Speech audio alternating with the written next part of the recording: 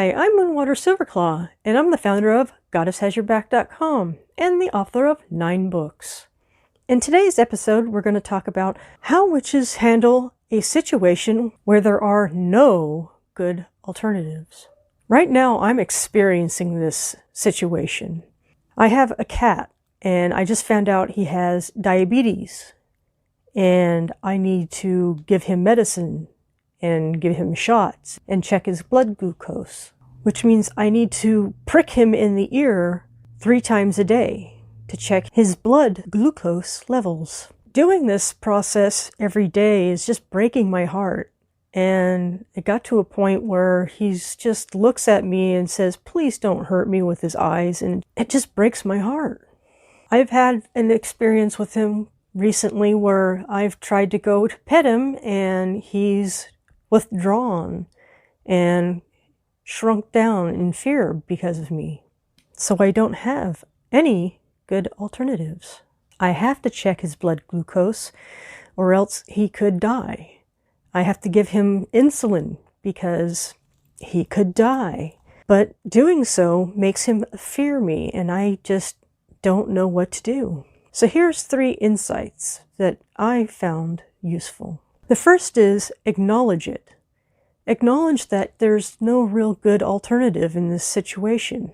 Again, with my situation with my cat, there's no solution except I have to go ahead and take care of him. I need to make sure he gets his medicine. I need to make sure that I check his glucose levels every day, or else he could get sick and die. So in the situation with my cat, there are no good alternatives.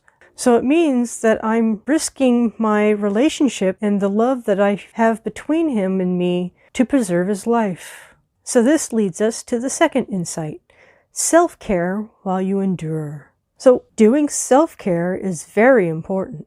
When I do self-care for myself, I make sure I get enough sleep. I make sure I get enough good nutrition. I make sure I laugh every day. These are just some of the things to help keep my morale up and to know that I really am trying to do the best thing. And there's parts of life where you simply just have to endure. So every day I check YouTube or other videos and find something to laugh at. And then I get to share those humorous videos with my family and friends. So this gives us an opportunity to connect and share a laugh together in person. Enduring is really hard, but it can be done. It just takes a lot of practice to do self-care and to acknowledge that there may not be an alternative that's a good one, or an alternative that won't cost you pain. This leads us to the third insight: ask for a sign. You can ask the gods for a sign. If you have a tough choice and you don't see any good alternative, ask for a sign from the gods.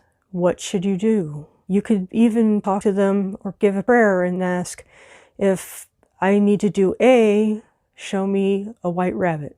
If I need to do B, show me a red frisbee.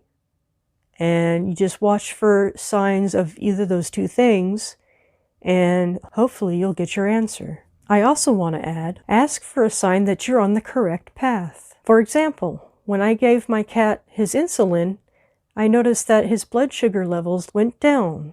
This is important because his glucose levels are usually way too high. This is also a sign that the treatment that I'm giving him is working. In summary, number 1, acknowledge it. Number 2, self-care while you endure. And number 3, ask for a sign. These are all the things you do when you're in a situation where there are no good alternatives, especially if you're looking for an alternative that doesn't include pain. For example, I have learned that with aggressive treatment, which I am trying to do for my kitty, that you get about 60 to 80% chance of recovery from diabetes for cats. So I just need to practice self-care while I endure. I'm Moonwater SilverClaw. To go further and deeper, you can join me at GoddessHasYourBack.com. You can also read one of my 9 books, or take a class at Udemy.com. My course is Goddess Style Weight Loss. Blessed be.